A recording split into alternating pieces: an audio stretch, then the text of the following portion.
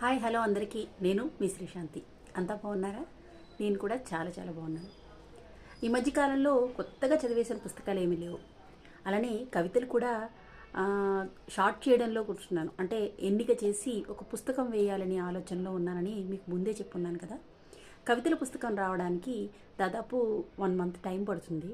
ఈ లోపల కొత్త కవితలు రాయాలా, ఉన్నవే షార్ట్ చేయడమే సరిపోతుందా, వాటిని ఎడిట్ చేస్తూ ఒక క్రమ పద్ధతిలో పెట్టడానికి సరిపోతుంది.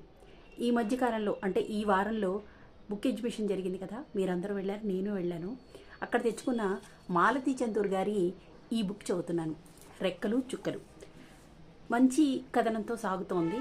పుస్తకం అంతా చదివిన తర్వాత లోపల ఆమె ఏం చెప్పాలనుకున్నారో సగం అయితే అర్థమైంది నాకు. ముందే సగం చెప్పేస్తే మళ్ళీ ఒక వీడియో చేసుకోవడానికి కంటెంట్ ఉండదని కాదు, కానీ మీ అందరికీ అర్థమయ్యేలాగా ఈ కథని పరిచయం చేయాలనుకుంటున్నాను.